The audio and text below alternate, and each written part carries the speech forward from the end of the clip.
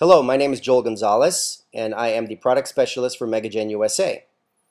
In this particular video, we're going to be analyzing the different aspects of the AnyRidge system. The AnyRidge system is truly a paradigm shift regarding implantology because we're truly taking bone biology, in other words, the different densities of bone, into account, as well as the ridge width and the very unique thread pattern that we will be showing and highlighting a little bit further in the video. And just as a note, you can pause this video at any time to further analyze the words and so forth that's going on in the video itself. So one of the things I'd like to point out is this implant system is truly taking bone biology into account. So what does that mean? We're dealing with your different types of bone. In other words, your type 1, type 2, type 3, and type 4 bone. The anterior mandible is type 1, posterior mandible is type 2, anterior maxilla is type 3, and posterior maxilla is type 4. And you can see the different densities involved. With the AnyRidge system, you're going to note the different types of thread patterns that we utilize to get increased primary stability in the different thread patterns themselves. Let's analyze the traditional implant system itself. You can see the implants as the implant size gets bigger, your drill gets bigger. So what's that really doing? You're taking a lot of valuable bone away. So as you take bone away, you're taking blood circulation away from the area. Thus, you have a lot of different types of cupping. People call it dieback and so forth regarding different types of ridges, because as the implant size gets bigger, again, you're compromising your crestal bone at the top, therefore decreasing the valuable blood circulation in the area. Again, look how big the final drill gets for an 8mm implant. It's 7.4 millimeters. That's a lot of bone to be taken away. So the AnyRidge is truly a paradigm shift, as our cores are now very consistent, but what's changing is the thread pattern itself. The thread patterns get wider. So this is truly a biologically driven implant. It's a bone level implant, conically sealed, 5-degree Morse taper. It's internally hexed as well as platform switched. Let's look at the different design concepts for the ideal fixture just in general. If we could draw a blackboard and just have a brainstorming session and go, what could we dream of for the ideal implant? You see thus the crestal bone patterns up top. Every implant that's coming across here, as we analyze them, it's compromising the crestal bone. So the AnyRidge system, with the very unique thread patterns, gets amazing primary stability, but as well as it does not compromise the blood circulation as well as crestal bone at the very crest of your ridge. Let's look at the prosthetics quickly. The S-line prosthetic is very unique because you have an extreme platform switched scenario, but you have a very strong connection. It is a 5-degree Morse taper with, again, an internal hex. So you tactily, you feel it very, very nicely when the abutment goes into place.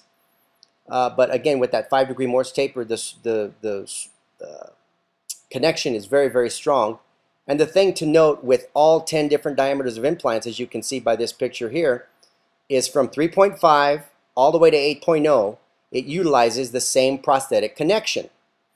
Which, guess what? What does that mean? That means you're going to have a lot less confusion regarding different prosthetic abutments, what size implant, or excuse me, what size abutment do you need, what size healing abutment in dealing with your different prosthetics. Now, as you can see again, your different healing abutments come in 4, 5, 6, 7, 8, and 10, all relative to that. Now you can see the different densities of bone. Again, D1, D2, D3, and D4.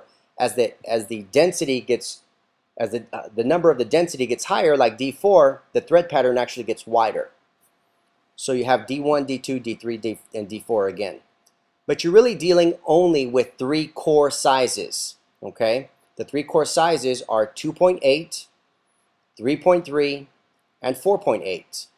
Your 3.5 is a 2.8 core, your 4.0 through 5.5 is a 3.3 core, and your 6.0 through 8.0 is your 4.8 core. Note on here the different aspects of the very unique thread design. Again, you have where the blue lead is, the blue little diagram there, that excuse me, that has an increased lead by 0.4 millimeters circumferentially, so you really get increased stability. Let's note this little video here and really pay attention to the surface area. as the implant gets placed. That's a D1 bone, a 4.0 implant by 10, 170 millimeters squared. 4.5 by 10, D2 bone, 235 millimeters squared. D3 bone, 5 by 10. And note the different densities of bone. As they get softer, it gets more spongy. And D4 bone, 5.5 by 10, is 388 millimeters squared surface area. Again, all utilizing the same prosthetic table and connection, which is very, very nice and very easy for the end user and final clinician.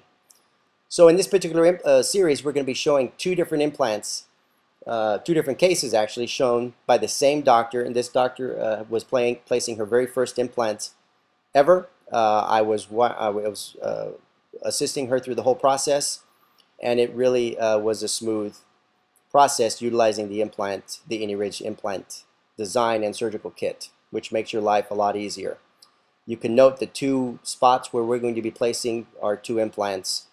And again, we're going to walk you through the whole process here as the video goes on.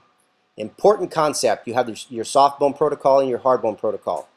Your hard bone protocol, or dense bone protocol, if you will, really deals with utilizing your cortical bone drills. And we'll get into that a little bit further, again, as the video goes on and we actually do the case. Now, one thing to note is the actual drill length is, let's say we're going to be placing a 10 millimeter implant. Your stopper drills are very nice because they're already cut to length, but your actual implant is 1 millimeter shorter than the actual written length of the drill. So a 10 millimeter implant drill, your implant is actually 9 millimeters long to automatically place that implant subcrestally. So we're really going to only be utilizing 3 drills: a 2.0, 2.9, and 3.3, because the 4.0 through 5.5 implants only have a 3.3 core. So that's our main goal, and again, all based upon the density of the bone, because if we have a D1 bone, we would actually try to increase that osteotomy slightly from 3.3 to 3.8. So we'll go over that in just a second as well. So we're going to be only drilling to 3.3 for our implant in this particular case. I cannot stress enough to you the use of the cortical bone drills. The cortical bone drills are specifically for D1 and D2 type bone. You can see the drills going into the cylinders here, marking the bone. But as you need to open up that osteotomy, you simply utilize the cortical bone drill to do that with. Now, at this point in time, we do not have the 7 millimeter length implant available, but that is coming hopefully in the near future. The lengths are 8.5, 10, 11.5, 13, and 15, but 1 millimeter shorter than the actual written length. So an 8.5 millimeter implant is actually 7.5, and so forth and so on. So let's look at the case. Here we show the incision and flap of the particular area where we're going to be utilizing these implants. You can see clearly the nice ridge. We've already debrided the area of granulation tissue. And now we're going to be initializing our drilling process. I like to utilize the 7 millimeter stopper drill first, then take a digital x-ray to actually have a really nice marker of the area. Your 7 millimeter drill is not going to be compromising any anatomical structures, so therefore we can utilize a 7 millimeter stopper drill first, take an x-ray, and then proceed from there. However, you can note the bone in this particular area sloping upwards, and you can see where the stopper drill is not fully seating. So therefore we had to over prepare the osteotomy and utilize the 11.5 stopper drill to place a 10 millimeter implant to the proper depth that it needs to be. Next, you'll see the 2.9 stopper drill. The 2.9 stopper drill, again, utilizing the 11.5 length, which again, we're only going to be placing the 10 millimeter length implant. But due to the sloping bone, we needed to use an 11.5 drill so that your implant platform will be at proper depth. Stopper drills do come in 7, 8.5, 10, and 11.5 lengths, and they do come in each diameter, which is very nice for the end user. Really look at the handpiece adapter here. You can note the different depth markings on there, and you can see where it engages with the internal hex there, and it also shows the hex indicator for your aligning of the hex itself. The markings on your depth gauges there are 1, 2, 3, 4, and 5. You can note again the hex marking showing you all the time where your hex is so you can place it straight facial. With this particular implant system, you always get phenomenal torquing or initial primary stability with this implant. Typically, it does not seat to depth. It's about 1 to 2 millimeters short of your final depth, and then it typically torques out to 50 Newton centimeters very quickly, and then you will actually place the implant to depth utilizing your ratchet adapter, or what other people call ratchet extension. There you see the ratchet extension in place. And now this is a really nice pathfinder that screws into the implant once your implant is in place. So you can utilize that your pathfinder rather, for a future placement and checking your parallelism at every chance you can. Again, the 2 millimeter stopper drill at what length? 7 millimeter length. Should just note where we are, take an x-ray, and so forth. We're going to proceed with the case. As you can see, there's a 7 millimeter stopper drill nicely in place. You can see the depth of the implant platform with your pathfinder in place. But note the different peaks and valleys of the bone itself. So again, we're going to over prepare the osteotomy slightly due to the implant length of the adjacent implant being a little bit deeper, so we had to do that with that particular drill. Now here, there's a 3.3 drill, and then your dense cortical bone drill. We did open that up a little bit because we ended up using a 4.5 implant in the posterior based upon that. Now you can see the really nice depth gauge that's built into your drill, which is a really excellent aspect of the particular marking drills, or what we call your longer drills. Your ratchet adapter is in place, again placing that implant to final torque values and proper depth for your platform placements and your proper emergence profile for your future restorations that you're taking into account. There's your tooth pathfinders, again just noting the parallelism. I cannot stress to you enough the high torque values that you will achieve with the AnyRidge system. When you're looking at this particular implant, again, it is typical for it not to seat fully. Here you note the single stage procedure that's always typically possible with your AnyRidge implant, simply because of the high torque values or high primary stability reached. Now here you see a really nice molded formed gingival, what we call gingival formers, abutment in place, really nicely formed around that.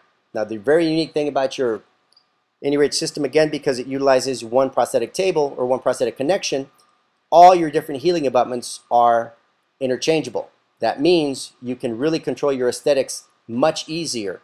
You can see and note the different healing abutment flares in place in these cases here as they're shown on the x-ray. They do come in 3, 4, 5, 6, and 7 millimeter cuff height in all your different flares of 4, 5, 6, 7, 8, and 10 millimeter diameter or flares. Okay. Now, regarding your different prosthetics, as well as your different options, we will be going into that in just a second. Here you can clearly see your platforms at a nice even parallelism, typically 2 to 3 millimeters below your CEJ, your adjacent teeth CEJ. This one's a little bit deeper, again, because of that sloping bone, but we couldn't have one implant at one platform length and then another implant at other platform length. So we definitely placed our implants really nicely. A really good rule by Daniel Buser is as shallow as possible, as deep as necessary. Shallow for biology, deep for aesthetics. You definitely need the deep placement, again, 2 to 3 millimeters below the CEJ of the adjacent teeth to deal with your proper emergence profile. You note the different transfer copings, transfer impression copings here, 4, 5, 6, and 7 millimeter flares. However, once again, one prosthetic connection. So all of those are interchangeable. Same thing with the abutments, as you can see. 4, 5, 6, 7 millimeter flares, but one prosthetic connection with your 5-degree Morse taper and internal hex built into them nicely. Anything that's final as far as the abutment goes utilizes that abutment retrieval tool that you used, that you saw in there, and you will use that to remove any final abutment as that 5-degree Morse taper truly grabs that abutment into place. Note the different prosthetic options that you see. Just as a little measuring device, you can see there was a 5 flare. Now that's a 6 flare to note the different emergence profiles you can deal with. Here you see all the different abutment options that are available: easy post, extra easy post, angled abutment, milling abutment, zirconia abutments, one prosthetic table. We do have your PMMA temporary abutments that are very nicely utilizable for immediate prosthetics. The really nice thing about all of our abutments, your final abutments, they come with a lab screw that's thrown in there for free. The lab screw is blue. Your gold screw is your final screw, so you keep that, send your lab screw with the lab, with your case to the lab, and they use that for the lab fabrication portion. One thing I cannot stress enough is I was a dental assistant for 13 years and had to keep stock of many different implant systems. Having one prosthetic table will definitely save you a lot of money and time in dealing with no more small platform, regular platform, wide platform.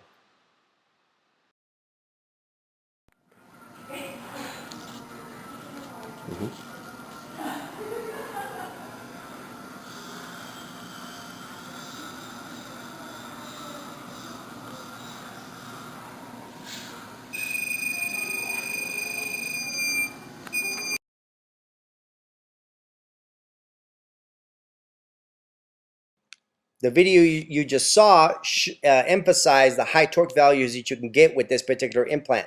That torqued out immediately at 50 Newton centimeters. You can see the implant is about 2 millimeters high. There's your ratchet adapter into place, placing it to its final depth, and your single stage process that you can utilize because of the high torque values. Nicely molded gingival aspects around the implant. Thank you very much for your time. I really appreciate it. If you have any questions, please give me a call or email me at your convenience. Thanks again.